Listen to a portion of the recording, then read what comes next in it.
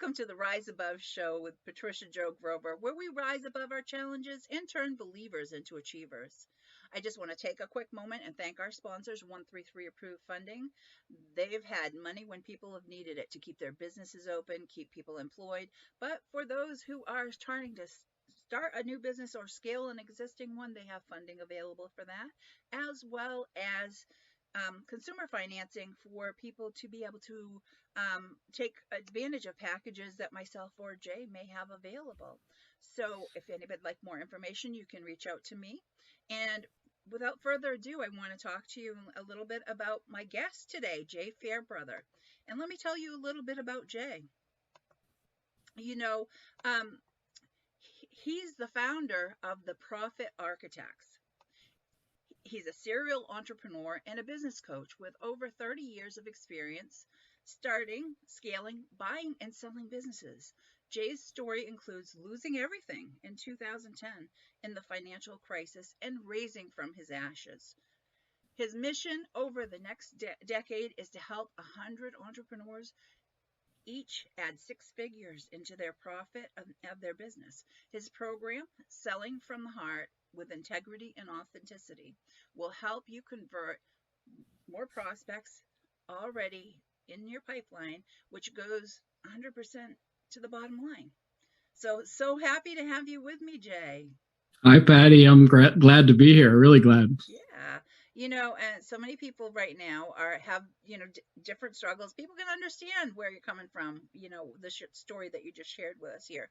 So let's dig a little deeper. Can I ask you some questions? Sure. Okay. So what's your story and what's your why? Well, it's my why is appropriate for your show and your topic, because my why really does involve rising up from the ashes. And not only and in addition to what you mentioned, which is I had done some very successful business things.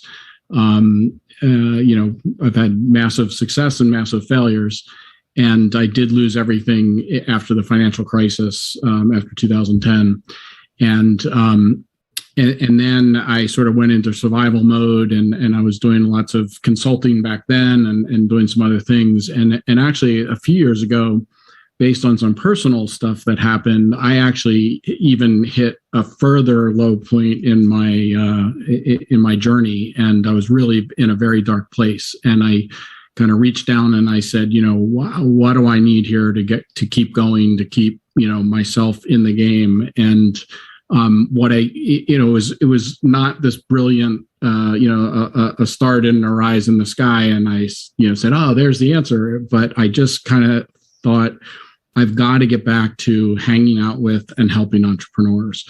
That's basically what I've done in my 30 years as a career in owning businesses, but also being in masterminds with entrepreneurs and just hanging out in entrepreneurial circles and in entrepreneurial organizations. So I really, came to it as like, that's what I need to get back to doing. So I kind of reinvented myself with the Profit Architects, got back into business consulting. And my focus there is, as the name implies, is helping business owners, create more profit from their existing businesses. Fantastic. And who can't use that, right now? But again, taking what you've learned and being able to grow and taking those steps, and that's what I applaud you for. And anybody, you got to wipe yourself up, pick yourself up, wipe yourself off, and take action and take steps to move forward in a positive direction, no matter what trauma or circumstance anybody's been through. That's what has to happen. And I applaud anybody that's done it and been successful, because it's a journey. It definitely is. Yes, it is. Yeah. So Jay, why is your company so focused on profits? I mean, yes, everybody wants to make money, but there must be something else to that. Yeah. So it comes from my personal experience, but also I know from most entrepreneurs fall into this trap, especially with their first businesses. So, my first business, when I started to grow it, I hit 50 employees and I thought, wow, I'm kind of a big shot. And then I hit 5 million in sales and I was like, oh, my ego is really feeling good right now. And even though I had hit those milestones, I still wasn't making much money. I was making low six figures. I hadn't had a vacation in years. I just wasn't getting the fulfillment and the personal lifestyle and the additional revenue out of my company. So fortunately, I figured it out. By the time I hit 200 employees, I was, making a lot of money, and I ended up selling that business a few years later, which if you ever have an aspiration to sell your business, and this is something that most entrepreneurs just don't really get, is you're never going to sell your business based on revenue. You're only going to sell your business if you're extremely profitable. That's what somebody else is interested in buying. I mean, sure, they want your customer base and your contacts and, your resources and all that kind of stuff. But very, very few businesses ever sell, based on having a lot of revenue and not a lot of profit. So one of the things I do when I first start working with somebody as a client is I say, okay, what's your profit why? And they typically look, Simon Sinek, right, has taught us all to understand, look at our why and try to understand that. But we don't often look at it in terms of, well, what's your profit why? So for a lot of people, profits are actually, it's a danger zone, because it's like, well, I don't want to be greedy. Right. I don't want to be too profitable. Like a lot of people have issues around money. Right. And there's a lot of coaches and healers out there that will help you get past money blocks. That's not what I do. Although I will try to surface if you have issues around that. But it's really about, okay, let's say you have an additional $10,000 right now in your company in profit. What are you going to do with that? That's really what your profit why is about, is understanding, well, here's why I want to make an additional $100,000 in profits for my company. And the thing is, it doesn't matter what the answer is, whether you are going to put it in your pocket or finally take that, huge family vacation, or whether you're going to completely reinvest it in your company or just use it to help more people or make the world a better place. Right. All of those are valid reasons, for your why and what to do with the profits. But it's important that you understand that and have that aspiration set out at the beginning. Yeah. And many people, when it comes to business, don't even take into consideration that exit strategy. And that money can be used towards that too. So it is so yeah. Good. You're absolutely right. I remember the first time, and I was at least probably 5 years into my first business, somebody said, "What's your exit strategy?" And I just kind of looked at them, going, well, "What's that?" Get done? Right. Yeah, right. Right. I want to. All part of proper planning and to know all these things. So it's totally true. So Jay, how did you get involved with helping coaches to begin with? So, it's an interesting story. So one of the areas that I focus on in terms of helping entrepreneurs with profits is sales coaching and sales training, because that's been very much core to my background in many of the businesses that I've built and sales forces I've created and sales systems and that kind of thing. So I didn't set out actually to work with coaches specifically in sales, but what happened is a couple of years ago, I hired a LinkedIn lead gen company for myself, right, to get leads for myself. And I started working with the president of the company, giving him some sales coaching. And then he had me work with several of their employees, coaching them in sales. And at one point, I went to them and said, look, you guys are great at what you do. You're getting the 3 to 4 calls a week you say you're going to get to people, your clients. And I said, but if they're not good at the other end of those calls in terms of converting them into clients, if they're losing clients out of what I call the bottom of the sales funnel, because they don't have, the sales knowledge or skills, that's money just walking out the door, and the ROI is not going to be there for them to continue to pay for your lead gen service. So we basically worked out a deal where their clients would get sales coaching from me as part of some of their higher end packages. So over the last 18 months, I've just worked with a ton of coaches doing sales coaching. And it's just been fun for me. It's very fulfilling. There's just something about coaches and their energy and a lot of them are just great coaches, but they're just not, getting that business beyond that sort of stagnation point into the next level. And a lot of it's because they're so focused on the top of their sales funnel, right? All the gurus and everybody's out there saying more leads, more clients, more revenue, and they're not even looking at the bottom of the sales funnel where even if they're converting 3 out of the 5 prospects in front of them, which if you are, congratulations, that's great, but that means you're losing 2. And you're never going to get 5 for 5. But, if you can add 1 in 5 to that equation, that if you start to do those numbers over an annual basis, I mean, you're looking at huge amounts of revenue that you can add to your business just by being better at converting clients into customers. Right.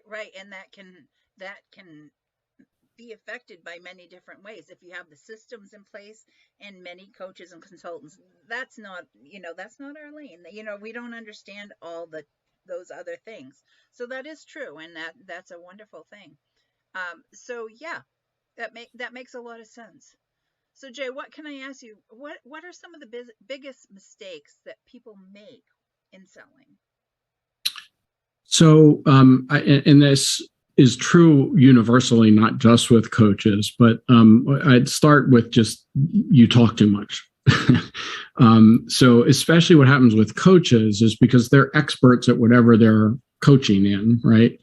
So it's very easy for them to lapse into what I call professor mode. So most coaches know, they need to ask some discovery questions. They need to surface a pain point or what the prospect is struggling with so that they can offer help. But a lot of times they don't go deep enough there, and they immediately go into this, what I call the professor mode, where they're using the big words and the flowery language to explain all the expertise that they have and how they can help. And I joke with my clients to say it's, think of it as the Charlie Brown teacher scenario where you're using the big words and flowery language and it starts to sound like, wah, wah, wah. So that's the first thing. And my program, one of the programs I have is called How to Sell Like You Coach. And you start with a premise that, look, the last thing you would do in a coaching session is show up and throw up. You wouldn't enter a coaching session and just start, you wouldn't talk 70% of the time in that coaching session. You know that you would only talk, 25 to 30% of the time as a coach. And so, the other thing that happens is a lot of people because they're not comfortable with sales, and they're afraid that they're not, going to have integrity or be authentic selling, they, will sort of put on their sales face. And sort of go into what they call sales mode. And then suddenly actually they're not being authentic because they're trying to portray or do something that isn't natural. So that's one of the things I just work with people.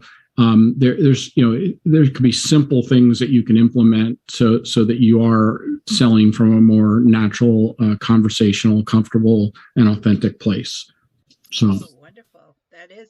And I'm sure there's many people that would love to have a conversation with you. So I know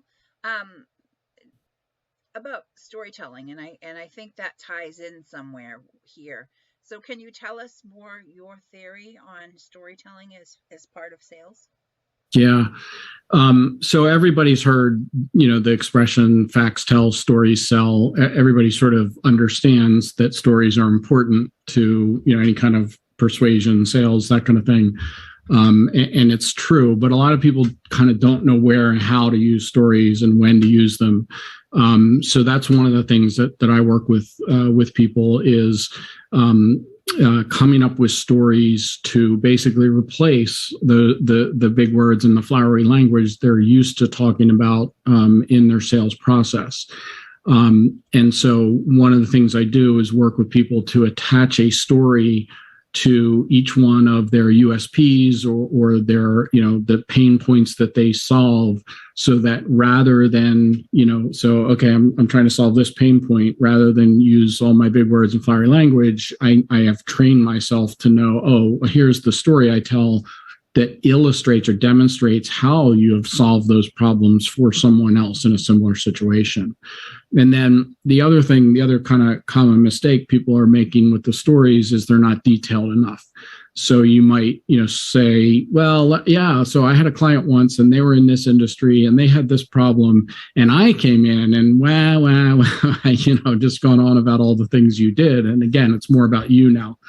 So, an easy way to tweak that is just to provide more detail to that story when you do tell it. So, you're not just talking about a client, but you're talking about, sometimes you can't name the client, of course, but you're providing more detail that the owner was, a male in his 40s. And he said to me, and quote the owner describing their problem and provide more detail. They had been in business for this long in this area and, they were having these problems. And so you just add out more detail to a story, makes it have more impact and it's more memorable. But there's the key thing about storytelling is that our brains are activated when we're listening to a story in a different way than when we're listening to the big words and the flowery language. And I'm not a brain scientist, but the way I look at it is that, we always have, especially when we're in a situation where we think we're being sold to, right? There's those voices in the back of our heads going, what are you doing? Why are you talking to this person? You can't afford this. What are you thinking? Right? Is that kind of constant conversation in the back of your head. But if I say, let me tell you a quick story, it literally shuts those voices down because now your brain, we're just hardwired this way since the cave days, to listen to pay attention, listen to a story. And that's one of the things I also kind of teach and work with people on is actually using visual language. So you say, so what would your life look like if we did this? If we were able to, get beyond some of these issues you're facing, how do you see yourself a year from now? Just using visual language like that does the same kind of thing. If you have someone, in their brain painting a picture of what their future will look like or how you can solve their problem or how you're going to prevent, the things they're experiencing now, the voices in the back of the head aren't there during that time. Our brain is actively painting a picture. So anyway, that's the sort of longer version, but stories are just so impactful, and it's just a matter of knowing, how to construct them, when to tell a story, and make sure the story has as much impact as possible. That's so wonderful, and it makes so much sense, Jay. It really, really does. And so I want to ask you now, what kind of gifts do you have for our viewers and listeners? Well, I actually have exactly what I was just talking about. It's called the Storytelling Challenge, and it's a workbook that you go through that helps you, create your stories, attach them to those USPs or those pain points, your differentiators, and it's an exercise that you can do on your own to help, work with stories more frequently. And how would anybody get that? It's easy to get to off of my website. It's theprofitarchitects.com and then /story-challenge. So /story-challenge off of the website. Wonderful. Thank you so much. And, I almost sneaked away from this.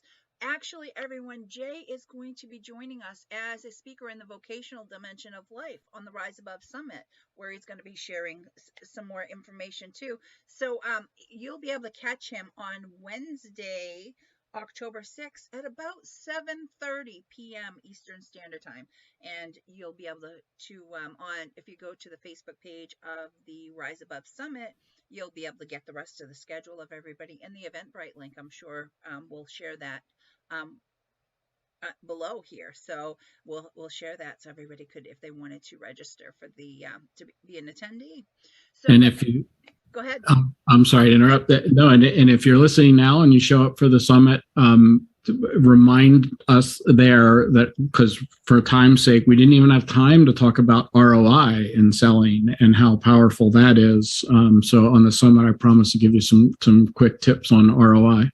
Wonderful. Thank you, Jay. For anybody who'd like to find out more about me, if you go to patriciajogrover.com, You'll find a bunch of information there.